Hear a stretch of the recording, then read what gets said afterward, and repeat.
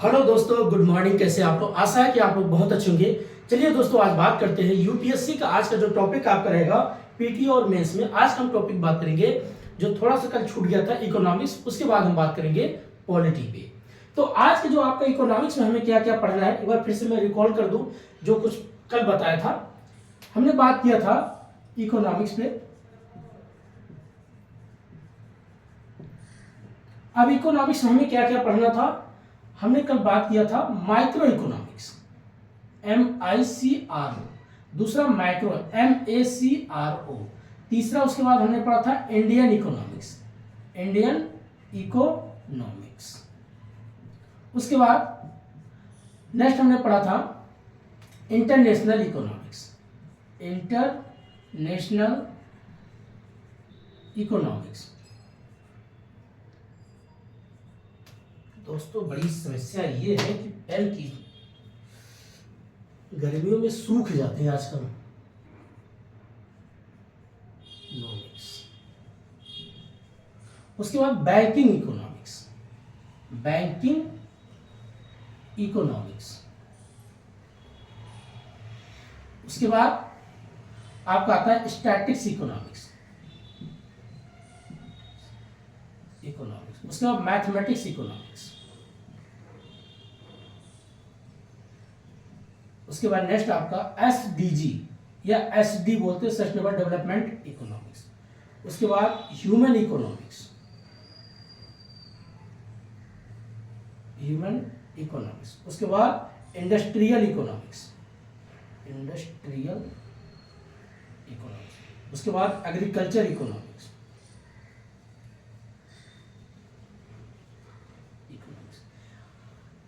इतने भागों पूरा आपका इकोनॉमिक्स है। 1 2 3 4 5 6 7 8 9 10 11, इतना ही सब मिला के।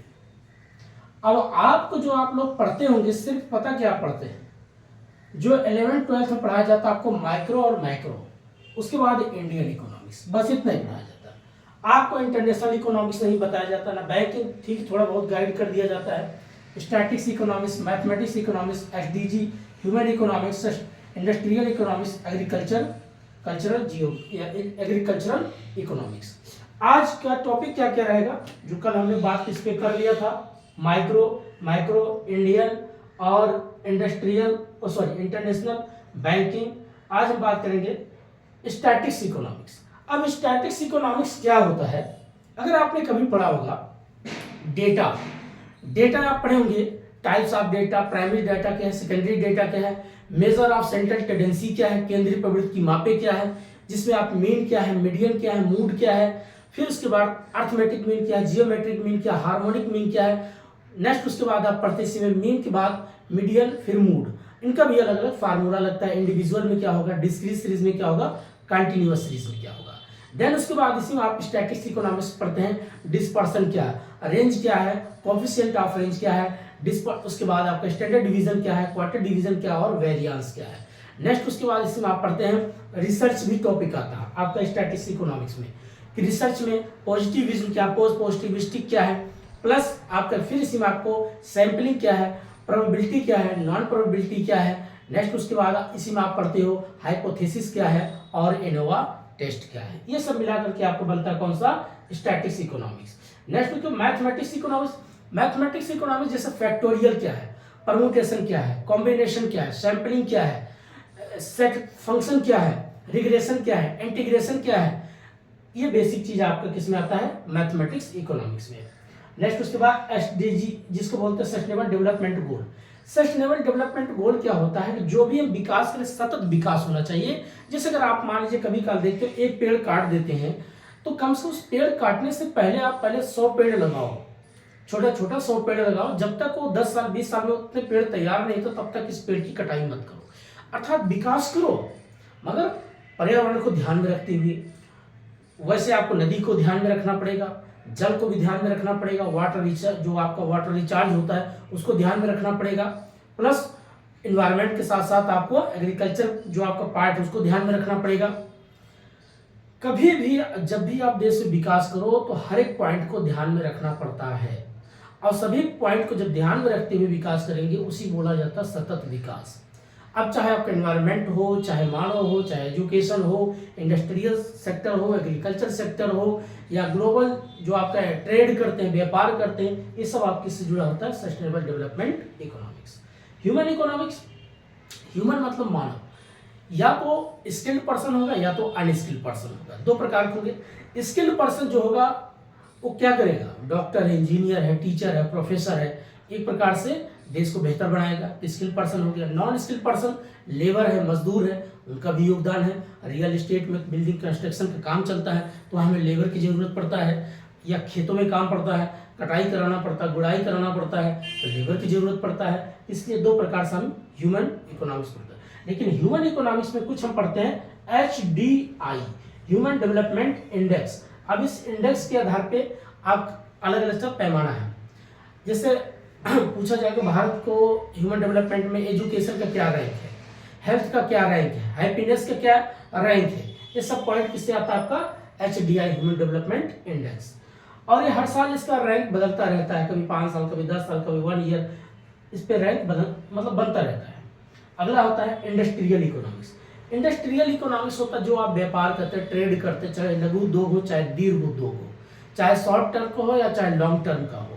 तो जो आप व्यापार करते हैं, ट्रेड करते हैं, किससे जुड़ा होता है, आपका इंडस्ट्रियल इकोनॉमिक्स में।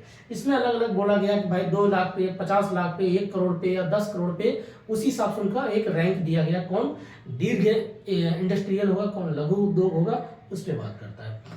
अब अगला होता है एग्रीकल्चर। एग्रीकल्चर इकोनॉमिक्स जब आप पढ़ेंगे तो भारत की पूरी एग्रीकल्चर के बारे में समझना पड़ेगा, यहाँ क्लाइमेट का समझना पड़ेगा, यहाँ की वर्षा जो होती है कि चक्रवाती वर्षा क्या इम्पैक्ट पड़ेगा, मानसूनी वर्षा क्या इम्पैक्ट पड़ेगा, पर्वतीय वर्षा होगा तो क्या इम्पैक्ट पड़ेगा, प्लस उसके बाद यहाँ जो मौसम चेंज होता है, कभी जाड़ा, कभी बरसात, कभी गर्मी, उस हिसाब से फसल होते, कभी आप देखते हैं रबी फसल है, जायद फसल है, खरीफ फसल है, इन 3 फसलों को समझना है। उसके बाद यहाँ के जो बीज है उसके बारे में समझना है, मिट्टी कौन सी किस बीज के लिए उपयुक्त है, कौन सा फसल किस क्लाइमेट के अकॉर्डिंग उपयुक्त है, ये सारी चीजें आपको समझना पड़ता है किसमें, एग्रीकल्चर में। प्लस यहाँ के इरिगेशन को समझना, सिंचाई व्यवस्था कैसी है, नहर द्वारा सिंचाई होती है, नलकूपों द्वारा होती है, कुओं द्वारा होती है और नदियों द्वारा होती है, ये सब चीजें यहाँ के इरिगेशन की बात करता है। फर्टिलाइजर की बात करेगा, खाद की बात करेगा कि ऑर्गेनिक आप यूज करते हैं या आप केमिकल यूज करते हैं, इसके ऊपर आपको पढ़ना पड़ता है। प्लस उसके बाद कुछ फसल होते हैं जिसको MSP किस पे मिलेगा, किस पे MSP नहीं दिया जाएगा, ये भी याद रखना है। ये सब पार्ट होता है कौन सा, एग्रीकल्चर इकोनॉमिक्स। तो दोस्तों बस इतना ही है बेसिक। अब हम शुरू करते हैं दूसरा टॉपिक, आपको बताएंगे पॉलिटी पे आज बात करेंगे, ठीक है। अब पॉलिटी पे आपको क्या क्या पढ़ना होता है, शुरू करते हैं आज का आपका पॉलिटी।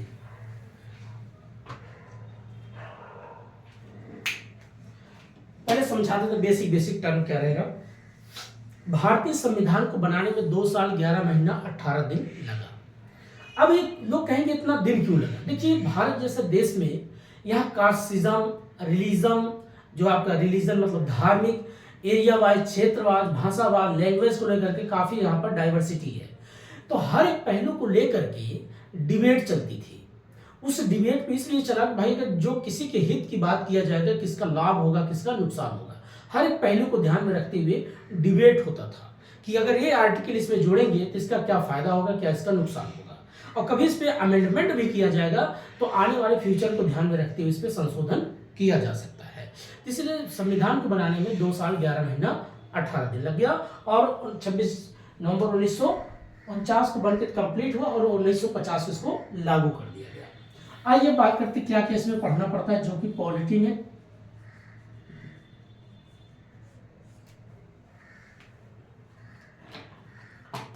आपको पढ़ना पड़ता दोस्तों। पहला प्रीएम्बल क्या है, प्रीएम्बल पहला पॉइंट। दूसरा पॉइंट पढ़ते हैं फंडामेंटल राइट क्या है और फंडामेंटल ड्यूटीज क्या है। तीसरा पॉइंट क्या पढ़ेंगे, उसके बाद डीपीएसपी क्या है, डीपीएसपी क्या है, इसको बोलते हैं direct policy, direct state policy, direct principle state policy. Sorry, mind में कई चीजें चलता है दोस्तों, माइंड हो जाता है, ह्यूमन नेचर है। अगला हम बात करते हैं सोर्सेस ऑफ कॉन्स्टिट्यूशनल कॉन्स्टिट्यूशनल। संविधान के बेसिक स्रोत क्या है, सोर्सेस। नेक्स्ट उसके बाद हम बात करेंगे टोटल कितने आर्टिकल हैं, आर्टिकल। नेक्स्ट उसके बाद हम बात करेंगे शेड्यूल, एस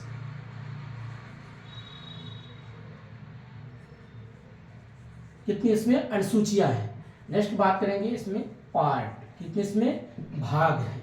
ये सब पॉइंट है, क्या क्या पढ़ना होता है। फिर उसके बाद पढ़ेंगे लोकपाल क्या है, लोकपाल क्या है, और लोका युक्त क्या है, युक्त, लोकपाल एंड लोका युक्त। नेक्स्ट उसके बाद पढ़ेंगे लोकपाल लोकायुक्त। लेजिस्लेटिव क्या है, लेजिस्लेटिव, एग्जीक्यूटिव, एग्जीक्यूटिव। उसके बाद जुडिशरी। नेक्स्ट ये सब आपके क्या है, पूरा पॉइंट है। अगला हम बात करेंगे constitutional bodies, constitutional bodies and non constitutional bodies, non constitutional bodies. ठीक है। उसके बाद इसमें आपका अगला आता है पंचायत सिस्टम या विलेज सिस्टम, पंचायत सिस्टम। ठीक है। इतना आपको जो पढ़ना होता, और इसमें 2-3 पॉइंट और लिख देते हैं, यहां पर करके लिख देंगे CAG। चल नहीं रहा दोस्तों, क्या बताया इसको, CAG। उसके बाद अटॉर्नी जनरल, अटॉर्नी जनरल, ये होता है। अगर देखा जाए इतने सभी टॉपिक मिलाकर के आपका क्वालिटी बनता है। इतना अगर आपने अच्छे से पढ़ लिया, जितना मैं बता रहा हूं दोस्तों, ये पूरा आपका फंडामेंटल बेसिक आपका कंप्लीट होता है। चाहे आपका कोई भी एग्जाम हो, चाहे आप SSC की एग्जाम दे रहे हैं, चाहे PCS दे रहे हैं, चाहे UPSC दे रहे हैं, कंपटीशन के जितने एग्जाम देंगे, ये सभी पॉइंट इसमें इंक्लूड है। अब शुरुआत होता है पहले संविधान को बनाने कितना, 2 साल, 2 ईयर, 2 साल 11 मंथ, 2 साल 11 महीना और 18 डेज, इतना लगा। और 1950 उसको लागू किया गया, 26 नवंबर 1950। अब पहले इसमें पढ़ते हैं preamble, fundamental rights, fundamental duty, DPSP, source of constitutional article, schedule, part, Lokpal क्या है, लोग। एक बार इसमें समरी बात करेंगे, उसके बाद जो मेन पॉइंट उस पर हम बात करेंगे। दोस्तों प्रियम्बल क्या है, संविधान का बेसिक अगर देखा जाए तो एक फ्रेम है, जिससे पूरी बात इसमें निचोड़ बताई गई है। जिससे इसमें लिखा है हम भारत के लोग भारत को संप्रभु, मतलब हम किसी के अधीन नहीं है, वी द पीपल आवर सॉवर्जिनिटी। फिर उसके बाद इसमें क्या बोलता है, इक्वालिटी, फ्रेटर्निटी, जस्टिस। ये जो शब्द इसमें आप सुने होंगे, इक्वालिटी क्या है, समता की बात, जस्टिस न्याय होगा, फ्रेटर्निटी बंधुत्व होगा। ये बेसिक जो इसमें टर्म होता है, ये सब किससे जुड़ा होता है, आपका प्रियम्बल में। ये क्या कहता है, हम भारत के लोग जब मिलकर के संविधान को बना रहे थे, सभी लोगों का ये देश है, सभी लोगों का अधिकार है, जो भी कोई न्याय होगा सभी के साथ बराबर होगा। ऐसा नहीं कि कोई गरीब व्यक्ति है तो उसके साथ गलत न्याय होगा, जो अच्छा होगा उसी के साथ अच्छा किया जाए, नहीं। यहाँ ना तो कोई आपको सामाजिक रूप से, ना तो राजनीतिक रूप से, ना आर्थिक रूप से कोई भेदभाव नहीं होगा, सभी के साथ जस्टिस होगा, एक तरीके से न्याय किया जाएगा। इसलिए इसमें नाम जुड़ा है जस्टिस। अब जस्टिस होगा कैसे, इकोनॉमिकल बेस पे नहीं कि पता चला आप पैसे वाले व्यक्ति हो तो आपका बरी कर दिया जाए, जो गरीब उसको जेल में डाल दिया जाए। अगर इस तरीके का होगा तो भाई पूरा कानून व्यवस्था बनाने क्या फायदा, क्यों आप बैठे हो कुर्सी पे, क्यों न्याय कर रहे हो, जो वैसे ही करना है तो मरने देते उसको आप। इसीलिए बोला गया कि वी द पीपल, हम भारत के लोग। अब भारत के एक संप्रभु, हम किसी के अधीन नहीं, स्ववर्जिन नहीं है। और इसमें जो पॉइंट हमने बात किया है, इक्वालिटी होगा, जस्टिस होगा और फ्रेटर्निटी होगा। ये बेसिक बात इसमें बोला गया। जो भी जस्टिस किया जाएगा, न्याय किया जाएगा, आर्थिक रूप से, सामाजिक रूप से, एक और पॉलिटिकल रूप से, इकोनॉमिकल, सोशलिस्ट एंड पॉलिटिकल रूप से। ऐसा नहीं देखा जाएगा कि किसी का पावर, मान लीजिए आप सत्ता में है, आप सांसद हैं और कोई गरीब व्यक्ति है, आपने उसको थप्पड़ मारा तो आप पे सजा नहीं, सजा आप पे भी होगा। कानून सबके लिए बराबर है, जस्टिस है, इक्वालिटी है, ये बात ये कहता है। और इक्वालिटी मतलब सभी के लिए बराबर है, जस्टिस मतलब सभी के साथ न्याय किया जाएगा। फ्रेटर्निटी मीन्स होता बंधुता बना के रखना है। ऐसा नहीं है कि कोई बोले कि नहीं, बंधुता मतलब भाईचारा, मिलके रहो, ये सभी का देश है। ये पॉइंट ही इसमें लिखा गया है, equality, fraternity and justice, plus आपका सॉवर्जिनिटी एंड सोशलिस्ट, और प्लस सोशलिस्ट हो गया, कैपिटलिस्ट हो गया, या मतलब पूंजीवाद हो गया, इकोनॉमिस्ट हो गया, तो किसी भी आधार पे भेदभाव नहीं किया जाएगा। ये प्रियम्बल की बात करता है, शुरुआत में ही आपको मिलता है। दूसरा आपका फंडामेंटल राइट, फंडामेंटल ड्यूटी, ये आपका आर्टिकल 12 से लेकर के और आपका 35 तक चलता है, यहाँ तक की बात करता है। अब इसमें क्या क्या बातें कहा गया। फंडामेंटल राइट मीन्स होता है जो आपको अधिकार दिया गया है, समता, स्वतंत्रता, बंधुता, और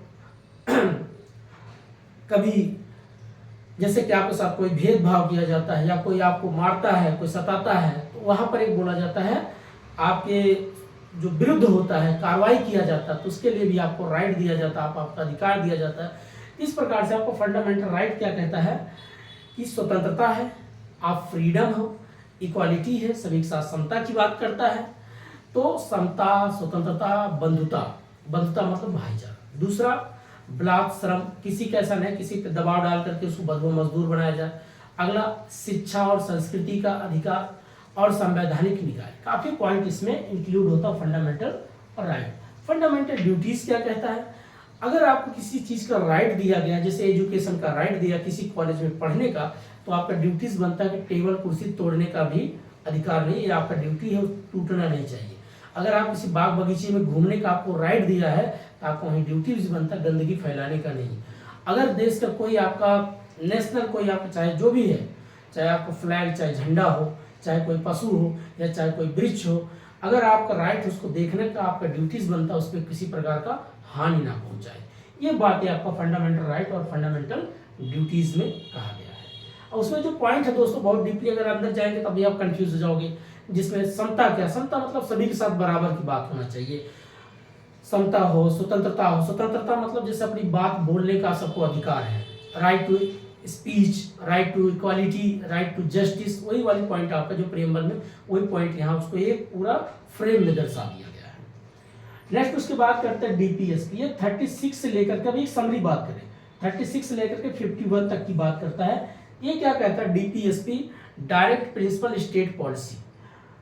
अब इसमें राज्य के नीति निर्देशक तत्व है, ये संवैधानिक निकाय नहीं है, गैर संवैधानिक निकाय है। राज्य चाहता है तो अपने राज्य में नियम बना सकता है, कानून बना करके चीजों में परिवर्तित कर सकता है, ये डीपीएसपी है। ठीक है दोस्तों, अब इसमें क्या क्या पॉइंट बोला जाता है, इसकी परिभाषा बताया गया है। न्यायालय में परिवर्तनीय कि नहीं है, आपको व्यापार करने का अधिकार है, आप अपने राज्य में कृषि पे कैसा काम करेंगे, बिजनेस पे कैसा काम करेंगे, नशा और मुक्ति को कैसे पाबंदियां लगाएंगे, ये सभी पॉइंट किसमें जुड़ा होता है, आपका डीपीएसपी में। ये 36 से लेकर के 51 तक की सारी पॉइंट बोला गया है। सोर्स ऑफ कॉन्स्टिट्यूशनल, भारतीय संविधान के बेसिक स्रोत किस किस देश से क्या क्या लिया गया। जैसे फंडामेंटल राइट किस देश से लिया गया, तो फंडामेंटल राइट आपका अमेरिका से लिया गया। फिर पूछेगा फंडामेंटल ड्यूटीज किस देश से लिया गया, तो कहेंगे रूस से लिया गया। रूस मतलब सोवियत संघ से लिया गया, पहले सोवियत संघ था 1991 तक, उसके बाद जब वो टूट गया तो रूस बन गया। अब फिर पूछता है पार्लियामेंट्री सिस्टम किस देश से लिया गया, तो पूछेंगे ब्रिटेन से लिया गया। फिर पूछेंगे संघीय व्यवस्था किस देश से लिया गया, तो आपका कनाडा से लिया गया। फिर पूछेंगे अच्छा राज्य के नीति निर्देशक तत्व डीपीएसपी किस देश से लिया गया, तो आयरलैंड से लिया गया। फिर पूछेंगे अच्छा गणतंत्रता दिवस किस देश, गणतंत्रता जो रिपब्लिक कॉन्सेप्ट कहाँ से लिया गया, तो आपका फ्रांस से लिया गया। फिर इसमें पूछ लेगा संविधान का संशोधन कहाँ से लिया गया, तो आपका साउथ अफ्रीका से लिया गया। ये सोर्स की बात करता है किस किस देश से क्या क्या लिया गया। और भी पॉइंट इसमें है, न्यायालय विधि के नियम कॉन्सेप्ट कहाँ से लिया गया, तो जापान से लिया गया। ये भी चीजें होता। अब लेकिन एक और आयरलैंड से लिया गया है विधि के, लेकिन एक बोलता है आपका जापान से भी एक लिया गया विधि के प्रति, न्यायालय के प्रति। अगला बात करता है इसी में आपका समवर्ती सूची कहाँ से, आपका ऑस्ट्रेलिया से। तो ये सोर्स ऑफ कॉन्स्टिट्यूशनल की बात भी, इसको मैं दोबारा बताऊंगा दोस्तों। फिर उसके बाद आपका करता है आर्टिकल। आर्टिकल मीन्स होता है, पहले 395 था, अब बढ़ करके लगभग 450 या 450 हो गया है। अगला बात करते हैं शेड्यूल।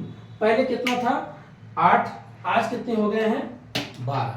तो पहले शेड्यूल कितने थे, 8, अब हो गए कितने, 12। पार्ट पहले 22 थे, अब सब क्लॉज लगा के 25 बन गया। लोकपाल, लोकाय, अब ये क्या है, शेड्यूल के ऊपर बात करते हैं। आर्टिकल जो है ये पूरे अनुच्छेद की बात करता है, कौन से अनुच्छेद, अनुच्छेद 1 में क्या, 2 में क्या, 3 में क्या, 4 में क्या, 5 में क्या, हर एक पॉइंट को इसमें रखा गया है। पार्ट वैसे है, पार्ट 1 में क्या बोला गया, पार्ट 2 में क्या, पार्ट 3 में, पार्ट 4 में, जैसे किसी में आपका राज्य के सीमा क्षेत्रों की बात करता पार्ट 1, दूसरे में सिटीजनशिप की बात करता, नागरिकता, तीसरे फंडामेंटल राइट हुआ, चौथे फंडामेंटल ड्यूटीज, पांचवें में आपका डीपीएसपी। इस तरीके से चीजें क्या है, आगे एक एक करके जोड़ा गया, इसमें 25 पॉइंट को रखा गया है। ठीक है। लोकपाल और लोकायुक्त। लोकपाल क्या होता है, जो आम जनता एक राइट होता है, आरटीआई, राइट टू इंफॉर्मेशन। केंद्र में क्या होता है, अगर कोई बिल पास होती है तो आम जनता उसको जाने समझे। विपक्ष इसके लिए एक बिल लाती है कि सभी के तक की बातें पहुंचे, सबका राइट। एक केंद्र में होता है और ये लोकायुक्त जो होता है ये राज्य में होता है। अगला बात करते हैं लेजिस्लेटिव और एग्जीक्यूटिव और जुडिशरी, जिसको कार्यपालिका, विधायिका, न्यायपालिका। ये आपका होता है कौन सा, ये विधायिका, ये कार्यपालिका और ये न्यायपालिका। कार्यपालिका मीन्स होता है जिसमें आप देखते होंगे, पहले विधायिका बात करें। विधायिका जहां पर कानून बनाया जाता है, कहां पर बनता है, केंद्र में अगर बात करेंगे तो पार्लियामेंट होता है। पार्लियामेंट में जिसमें 3 बेसिक बात करते हैं, एक होते हैं आपके प्रेसिडेंट, राष्ट्रपति, दूसरे आपके लोकसभा, तीसरा आपका राज्यसभा। ऐसे ही आपके राज्य में होता है विधानमंडल, विधानमंडल में होता है आपका विधान परिषद और विधानसभा। ठीक है दोस्तों। अगला इसी में एक तो हो गया आपका लेजिस्लेटिव। अब बात करते हैं एग्जीक्यूटिव। एग्जीक्यूटिव मतलब कार्यपालिका, वहां विधायिका था। विधायिका का काम होता है कानून बनाना और कार्यपालिका उसको लागू करना, और जुडिशरी उसकी करती है व्याख्या, सही बना है कि गलत, उसकी चेक करता है। ठीक है, वो जस्टिस करेगा, अगर गलत होगा तो रिजेक्ट कर देगा। अब एग्जीक्यूटिव में क्या होता है, जो मंत्री लोग होते हैं, यहाँ पर आपका राज्य के और केंद्र दोनों की बात, केंद्र की जो बात करेंगे, यहाँ पर आप जैसे मंत्री परिषद होते लोग होते हैं, इसमें आपको प्रेसिडेंट आएंगे, केंद्र में प्रेसिडेंट हो गए, वाइस प्रेसिडेंट हो गए, पीएम हो गए, उसके बाद कैबिनेट मंत्री हो गए। इन लोग की बात करता है आपका कौन सा, एग्जीक्यूटिव में। दूसरा इसी तरीके से आपका राज्य में भी होते हैं, आपका गवर्नर हो गए, सीएम हो गए, चीफ मिनिस्टर हो गए, प्लस आपका स्टेट मिनिस्टर हो गए, और स्टेट मिनिस्टर मतलब राज्य मंत्री, इनकी बात करता है। फिर इनमें दोनों में अस्थायी रूप होते हैं, एक होता अस्थायी, एक होता अस्थायी, परमानेंट, एक होता परमानेंट नहीं। अब ये परमानेंट होते हैं जो 60 साल तक की नौकरी करते हैं, जैसे आईएएस, आईएफएस, आईआरएस, ये जो लोग होते हैं, डीएम, एसडीएम, तो चाहे राज्य हो चाहे केंद्र, जिसमें 60 साल तक जिनकी नौकरी लगी वो अस्थायी होते हैं। और नेता लोग अस्थायी। अब भाई आज पार्टी अच्छा काम किया तो जनता चाहा तो आपको लाएगा, आपने अच्छा काम नहीं किया, जनता के हित के हिसाब से काम नहीं किया, तो आपकी पार्टी डूब जाएगी, खत्म हो जाएगी। तो आप कहा नहीं जा सकता आप 5 साल रहेंगे कि नहीं रहेंगे, लेकिन इसमें दोनों की बात किया जाता है। तो जो अगर देखा जाए एग्जीक्यूटिव में जो आईएएस होते हैं, ब्यूरोक्रेसी पार्ट, यही तो देश को चलाते हैं भाई, वही तो पॉलिसी बनाएंगे। उनको पता होता है कि पर्यावरण को देख करके कैसे पॉलिसी बनाया जाए, इकोनॉमिक्स को देख करके कैसे अर्थव्यवस्था के हिसाब से पॉलिसी बनाया जाए, राजनीतिक स्थिति देख करके कौन सा बिल पास किया जाए, या आप आने वाले फ्यूचर के लिए करके एजुकेशन को बेहतर बनाना है तो कैसे पॉलिसी पास किया जाए। तो ब्यूरोक्रेसी पार्ट किसमें जुड़ा होता है, एग्जीक्यूटिव में होता है। यही लोग बिल बना के देते हैं, तो उस पर जाके नेता लोग अपना स्पीच देते हैं, अपनी बातें करते हैं, रोटी सेकते हैं। जुडिशरी क्या करता है, इसकी व्याख्या करती है, बिल सही बना है कि गलत बना है, संविधान के अकॉर्डिंग बात कहा गया है कि नहीं कहा गया, ये ऐसे मनमानी आया, बिल पास कर दिया, लोकसभा राज्यसभा प्रेसिडेंट साइन कर दिया, ऐसा नहीं, सब कुछ चेक करता है इसका काम। इसमें 3 होता है जुडिशरी में, आपका आता है सुप्रीम कोर्ट, हाई कोर्ट और लोअर कोर्ट। अगला हम बात करते हैं कॉन्स्टिट्यूशनल बॉडी, नॉन कॉन्स्टिट्यूशनल। जो आपके आर्टिकल के अकॉर्डिंग बात करेगा वो आपका कॉन्स्टिट्यूशनल पार्ट होगा, जो नॉन, जिसमें आर्टिकल नहीं है वो नॉन कॉन्स्टिट्यूशनल पार्ट करेगा, नो आर्टिकल, बस इतना। जैसे आर्टिकल किसमें जुड़ा होता है, जैसे आप पढ़ोगे schedule caste, non schedule caste, ये मतलब शेड्यूल कास्ट मतलब अनुसूचित जाति, और एसटी मतलब आपका शेड्यूल ट्राइब। दूसरा ये होते हैं किससे, आर्टिकल से जुड़े होते हैं। यूपीएससी आपका आर्टिकल से जुड़ा है, यूपीपीसीएस आर्टिकल से जुड़ा है। तो ये जितने हैं सब किससे होते हैं, कॉन्स्टिट्यूशनल बॉडी। दूसरा इसी में आपका और आता है तीसरा, इलेक्शन कमीशन किससे जुड़ा है आपका, कॉन्स्टिट्यूशनल बॉडी से। अब नॉन कॉन्स्टिट्यूशनल बॉडीज जैसे आपका ह्यूमन राइट्स, एक human rights non constitutional bodies है। एनजीओ वगैरह क्या मतलब, कोई भी एनजीओ खोल के बैठ सकता है। CBI bureau, CBI non constitutional part. नीति योजना planning commission non constitutional part, plus आपका सेंट्रल इंफॉर्मेशन, स्टेट इंफॉर्मेशन, ये आपका नॉन कॉन्स्टिट्यूशनल की बात करता है। अगला बात करते हैं पंचायत सिस्टम। पंचायत सिस्टम क्या होता है, जो भी आप देखते हो विलेज सिस्टम पढ़ते होंगे, बलवंत मेहता क्या, अशोक मेहता क्या, सिंघवी कमेटी क्या है, जीवी राव कृपलानी कमेटी क्या है, ये सभी एक सिंहनाथन कमेटी, ये सब किससे जुड़े होते हैं, आपका पंचायत सिस्टम है। पंचायत सिस्टम ये पूछता है कि भाई गांव को अगर डेवलपमेंट करना है तो कौन सा त्रिस्तरीय कॉन्सेप्ट लाया कि कैसे गांव, ब्लॉक और डिस्ट्रिक्ट तीनों पे कौन कॉन्सेप्ट किसने दिया, बलवंत राय मेहता। किन्होंने दो स्तरीय बात किया, अशोक मेहता। किन्होंने इसको न्यायालय में परिवर्तनीय बोला, ऐसे हम सिंघवी कमेटी। तो इस तरीके से हमें पंचायत सिस्टम के ऊपर विभाग करना है। तो आज मैं दोस्तों सिर्फ आपको क्या पढ़ाऊंगा बताऊंगा, बेसिक। पहले शुरू करेंगे, आज हम बात करेंगे आपका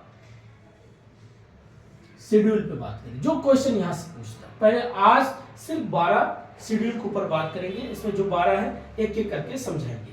तो ये पूरा अगर आपने अच्छे से पढ़ा होगा। बाकी ये देखिए कैग क्या है, अटॉर्नी जनरल क्या है।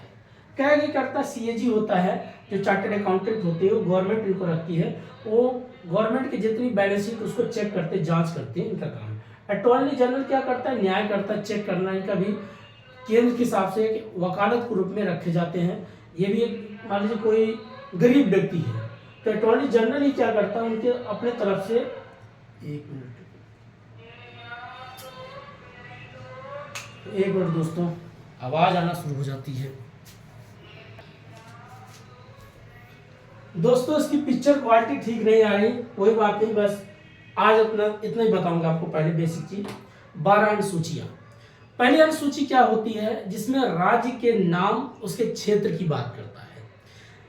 अब ये जो आपका पार्ट की बात, पार्ट 1 में किसी भी राज्य मतलब भारत जैसे देश में जितने राज्य हैं, अब सभी राज्यों को मिलाकर के एक देश बना है। तो इनकी अपनी बॉर्डर की बात करेगा, उनका अपना एक नाम की बात करेगा, उनकी अपनी जनसंख्या, अपनी उनकी भूगोल, उस राज्य की अपनी कल्चर, अपनी उसकी क्लाइमेट तक भी होती है। अब जैसे उत्तर प्रदेश में आप पूर्वांचल चले, उनकी क्लाइमेट अलग है। पश्चिम यूपी में आए क्लाइमेट थोड़ा डिफरेंस दिखेगा।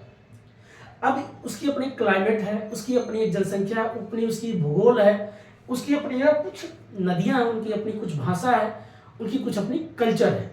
ये सभी पॉइंट को ध्यान में रखते हुए राज्य के नाम और उसके क्षेत्रों के बारे में वर्णन करता है अनुसूची 1। दूसरा होता है अनुसूची 2 में क्या कहा जाता है, जब भी आप कहीं पर ज्वाइनिंग लेते गवर्नमेंट, जैसे प्रेसिडेंट हो गए, वाइस प्रेसिडेंट हो गए, चीफ जस्टिस हो गए, इनकी वेतन की बात करता है, सैलरी की बात करता है, वेतन की बात। तीसरी अनुसूची बोला जाता है शपथ। जब भी आपको गवर्नमेंट के किसी पद पे आप जब नौकरी लगती है, जब आप उस पद को संभालते हैं, उस पर कार्यरत होते हैं, तो आपको शपथ लेना पड़ता है। तो तीसरी में बात किया गया शपथ, ठीक है। चौथी में बात किया गया है राज्यों के सीटों का आवंटन। राज्य मतलब जो भी आपके राज्यसभा है तो उसमें कितने सीटें आवंटित किया जाए, कितनी सीटें रखना चाहिए, कितने कितने कौन सी किस पार्टी से कितने लोग आएंगे, तो सीटों की बात करता है, अलॉटमेंट ऑफ द सीट्स। अगला 5वीं बात करता है अनुसूचित जाति, अनुसूचित जनजाति के एडमिनिस्ट्रेटिव प्रोटेक्टिव या एक प्रकार से इनको प्रोवाइड किया जाता है, सुरक्षा प्रोवाइड किया जाता है, जैसे जल, जंगल, जमीन, प्लस इनकी भाषा, प्लस इनकी अपनी है कि जो भी जहां पे रहते हैं इनको सरकार प्रोटेक्ट करती है। कोई इनको जातिगत रूप से गाली ना दे सकता है, इनकी संपत्ति कोई खरीद नहीं सकता है, इन पे जबरन कोई कुछ भी नहीं कर सकता। इसके लिए 5वीं अनुसूची में क्या किया गया है, SC ST को एक प्रकार से प्रशासनिक रूप से सुरक्षा प्रोवाइड किया जाता है। 6ठी अनुसूची में आपका आता है 6 में, जिसमें बात किया गया असम, मेघालय, त्रिपुरा, मिजोरम की जो अनुसूचित जनजाति हैं, इनके जो है आज भी देखते होंगे जल, जंगल, जमीन को लेकर के ज्यादातर ये बहुत पजेसिव होते हैं। इनकी ना तो कोई जमीन खरीद सकता है और जंगल में अगर है तो इनकी जंगल कोई लकड़ी काट कर नहीं ले जा सकता है, क्योंकि जो आर्टिकल जो अनुसूची है इनको एक प्रकार से प्रोटेक्शन करती है, सुरक्षा प्रोवाइड करवाती है। इसलिए जल जंगल जमीन की लड़ाई अगर देखिए तो ट्राइब एरिया जितने लोग होते हैं, अनुसूचित जातियों के लोग, सॉरी जनजात के लोग काफी इस पे अपना ध्यान रखते हैं भाई कि हमारी जंगल है, जमीन है, हम नेचरवादी हैं। और इसको क्यों, जैसे आपने देखते हो झरिया झारखंड में काफी जनजाति लोग होते हैं, तो कोयला की जब खुदाई होती है तो बड़ी बड़ी जब कंपनियां जाती है तो विद्रोह करते हैं, भाई आप लोग खोद के लेके चले जाते हो, पेड़ काट डालते हो, पूरा इकोसिस्टम चेंज कर देते हो, हमारा क्या इसमें फायदा है, सरकार हमारे बारे में क्या सोचती है, क्योंकि उनको राइट दिया गया। इसलिए आप देखते हैं मणिपुर में जो दंगा चल रहा है, हेती मैती कुकी, तो वहां भी यही लड़ाई होता है। जो उसमें कुकी लोग हैं या मैती जो हिंदुइज्म समाज से आते हैं, और कुकी जो है आपका एसटी समाज से आते हैं, तो कहते हैं हमारी जल जंगल जमीन को जबरदस्ती छीनने आ गए, अब यह पहाड़ों में कब्जा करेंगे, अब यहाँ ड्रग्स बेचेंगे, मतलब काफी जो विवाद चल रहा है, काफी बेसिक चीजें अगर देखा जाए तो मेन पॉइंट यही है, ठीक है। इसमें जो है एसटी के लेकर के असम मेघालय त्रिपुरा मिजोरम को लेकर के यहाँ सरकार ऑलरेडी संविधान में चीजें जोड़ रखा है कि इनको प्रोटेक्शन देना चाहिए, इनको सुरक्षा करना चाहिए, ठीक है। सातवीं बात होती है कॉन्करेंट की बात करती है कि आपका स्टेट में कितना विषय रखा गया है, विषय मतलब सब्जेक्ट पॉइंट क्या रखा गया है, सेंटर में कितना पॉइंट और विषय रखा गया है। तो सेंटर में 100 था, स्टेट में 60 था, दोनों मिला करके आज तो 52 या 55 बनाया गया है, जिसमें क्या बात करती है कि सेंटर अगर कोई बिल पास करेगा, केंद्र राज्य उसको भी लागू करेगा। जब दोनों मिल करके काम करते हैं तो उसको बोलते हैं कॉन्करेंट, अर्थात समवर्ती सूची। एक समवर्ती सूची पूछा जाता है कॉन्सेप्ट किस देश से लिया गया है, तो आपका ऑस्ट्रेलिया से लिया गया। अगला बात करते हैं 8वीं जो आपका बात होता है भाषा की बात करता है, लैंग्वेज की बात करता है, जिसमें अगर भारत में देखा जाए 22 भाषा है जो राष्ट्रीयकृत है, उनको राष्ट्रीयकृत दर्जा दिया गया है। अब ये जो राष्ट्रीयकृत दर्जा भी दिया गया 22 भाषाओं को, भाषा इसलिए सबकी अपनी एक पहचान, एक आइडेंटिटी है, भाषा भी होनी चाहिए, भाषा से अपने लोगों की पहचान होती है। तो भाषा की अगर बात किया गया तो आपका 8वीं यानी सूची में, ठीक है। 10वीं बात करता है दल बदल, रिप्लेसमेंट, एक पार्टी से दूसरे पार्टी, दूसरे पार्टी से इस पार्टी। अब इसमें दिया गया था कि भाई अब इसको चेंज किया गया, काफी इसमें बहुत सुधार भी किया गया कि मेजोरिटी बात होगी, जब तक आपके पास इतना मेजोरिटी नहीं तो आप पार्टी छोड़ नहीं सकते। अगर क्योंकि भाई आम जनता के विश्वास लेकर के आप किसी पार्टी में जाते हैं, पता चला कोई पार्टी अच्छी काम भी कर रही है लेकिन आप बार बार विद्रोह कर रहे, पार्टी ठीक नहीं, मैं इस पार्टी छोड़ के दूसरे पार्टी में जाऊंगा, तो आम जनता के हित के लिए आपने काम तो नहीं किया, उनके विश्वास का आपने घात किया। ये जो चीजें होती, इसलिए दल बदल कॉन्सेप्ट लाया गया था देश को सुदृढ़ करने के लिए, बेहतर बनाने के लिए, लोकतंत्र को मजबूत करने के लिए। लेकिन लोगों ने अपनी स्वार्थ, अपनी निस्वार्थ की बात, स्वार्थपन में आजकल के जो लोग हो गए हैं, जनता भी ऐसे हो गई है, नेता भी हो गए, दोनों हो गए, किसी एक की गलती नहीं है। जनता भी तो देखती है ना, क्या पढ़ी लिखी नहीं जानती किसको वोट कर रहे हैं, किसको हम सिलेक्ट करके वहां भेजेंगे पार्लियामेंट, जो आप खुद पैसा खा के बिकोगे तो झेलो। अच्छा, अगला पॉइंट हम बात करते हैं दोस्तों, देखिए बहुत लोग बुरा मत मानिएगा, नहीं तो कैसे जो है रियलिटी बात बोलते हैं दोस्तों, क्या इसमें बोला जाए, सरकारी दोष नहीं होती, जनता भी दोषी होती है। इसी समाज से तो लोग कोई नेता बनता है ना, इसी समाज से तो लोग जाकर कोई भी कार्य सिस्टम को संभालता है। अब उसके अंदर करप्शन करने की मनसा जग गई है तो गलती सिस्टम की थोड़ी है, यही तो निकला हुआ व्यक्ति है ना, सिस्टम हम ही आप जाके बनाएंगे ना, ये बात होती है। अगला बात, किसी ने बड़ी अच्छी बात बोला था कि आज के दौर में लोग कहते हैं हमें इस देश ने दिया क्या। अरे भाई, देश ने देगा क्या, जब तुम कुछ देश को दोगे तभी तुम्हें कुछ मिलेगा ना। अगर आप टैक्स ले रहे हो, कोई चीज खरीदते हो, 50 रुपया 100 रुपया रोज खर्च करते हो, अगर उसमें से आपका 10-15 रुपया टैक्स में जा रहा है तो आप कंट्रीब्यूट करते हो, आप पढ़ा रहे हो, आप लिखाते हो, फ्री में कोई चीज आप सेमिनार अटेंड करते हो, लोगों को जागरूक, आप भी देश के लिए कुछ कर रहे हो ना, तो आप देना शुरू करो, सब लेने में बैठे, ये कॉन्सेप्ट भैया। तो बात कर रहे थे अगला कॉन्करेंट पे, अगला हम बात करें 8वीं हो गया, अब 10वीं बात हो गया, 9वीं बात करते हैं अधिकार की बात होती है, राइट टू। अब जैसे राइट टू प्रॉपर्टी, आपका राइट की बात करता, आपकी किसी भी चीज पे आपका अधिकार है, आपका राइट जब तक है आपकी जमीन पे कोई छीन नहीं सकता, चाहे सरकार हो या चाहे कोई आपके विपक्ष में हो, या चाहे जब तक आपका ये नहीं बोलेगा कि मैं इस चीज को बेच रहा हूं आप ले जाओ, सरकार भी आपकी जमीन नहीं छीन सकती, आपका खुद का राइट है, ठीक है। इसी पे एक केशवानंद भारती बनाम केस भी आया था, जब उन्होंने अपना मठ को लेकर के आए थे तो काफी 3 या 7 जज के 13 जज या 9 जज के बीच में फैसला हुआ था, आई थिंक इतना ही था, 73 या 75 के बीच, 73 के बीच में कॉन्सेप्ट था। केशवानंद भारती बनाम केस, ये आपका राइट का ही बात करता। 10वीं 9वीं हो गया, 10वीं ठीक है दोस्तों। अब 11वीं बात करते हैं आपका ग्राम पंचायत। ग्राम पंचायत वही विलेज सिस्टम की बात करेगा, जिसमें आपका गांव को विकास डेवलपमेंट करने के लिए, जिसमें बोला गया भाई यहाँ पर 3 स्तरीय कॉन्सेप्ट, 2 स्तरीय व्यवस्था प्लस न्यायालय में परिवर्तनीय व्यवस्था, संवैधानिक निकाय, हर एक पॉइंट की बात इसमें बलवंत मेहता, अशोक मेहता, सिंघवी कमेटी, ऐसे लोगों ने विचार दिया था गांव को सुदृढ़ करना।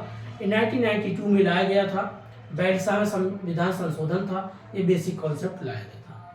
तो दोस्तों उसके बाद 12वीं बात करता है आपका ग्राम पंचायत वजह नगर पालिका। नगर को बेहतर करना, पानी अच्छा रहना, पानी के लिए व्यवस्था करना, बिजली के लिए बात करना, और प्लस आपका एजुकेशन के लिए बेहतर की बात करें। 1 मिनट दोस्तों, चलिए दोस्तों अब यहीं पर क्लास बंद करेंगे, बस एक बार दोबारा रिवीजन कर देते हैं। तो 12 अनुसूचियों में पहली अनुसूची राज्य के नाम, उसके क्षेत्र, दूसरे में वेतन, तीसरे में शपथ, चौथे में राज्यों के सीटों का आवंटन, 5वीं में अनुसूचित जाति जनजातियों के लिए प्रशासनिक सुरक्षा, 6वीं में असम मेघालय त्रिपुरा मिजोरम के जनजातियों के लिए सुरक्षा, 7वीं में आपका कॉन्करेंट समवर्ती सूची, 8वीं में आपकी भाषा की बात, 9वीं में आपका अधिकार की बात, 10वीं में दल बदल, 11वीं में ग्राम पंचायत, 12वीं में आपका नगर पालिका। तो ये दोस्तों हमने बात किया। अब उसके बाद एक चलो और टॉपिक बात कर लेते हैं, सोर्स ऑफ कॉन्स्टिट्यूशन, इससे बात करते हैं। भारतीय संविधान के जो स्रोत है, किस किस देश से क्या क्या लिया गया, पहली बात करेंगे। फंडामेंटल राइट कहाँ से लिया गया, तो अमेरिका से। फंडामेंटल ड्यूटीज कहाँ से लिया गया, तो आपका सोवियत संघ से। तीसरा आपका डीपीएसपी कॉन्सेप्ट कहाँ से लिया गया, आयरलैंड से। उसके बाद अगला आपका जो आपका रिपब्लिक कॉन्सेप्ट कहाँ से लिया गया, फ्रांस से। इमरजेंसी कॉन्सेप्ट कहाँ से लिया गया, जर्मनी से। संविधान के संशोधन कहाँ से लिया गया, साउथ अफ्रीका से। प्लस आपका समवर्ती सूची कहाँ से लिया गया, ऑस्ट्रेलिया से। विधि के नियम कहाँ से लिया गया, तो आपका जापान से। ये बेसिक चीजें जो हमने बात किया, और 1935 कॉन्सेप्ट पूरा एक मिनी कॉन्स्टिट्यूशन, ठीक है दोस्तों। और पार्लियामेंट्री सिस्टम आपका ब्रिटेन से, और संघीय व्यवस्था कहाँ से, कनाडा से। ये पॉइंट भी आपका पूछता है। तो आज इतना ही दोस्तों, बाकी तब तक के लिए नमस्कार, जय हिंद, मस्त रहिए।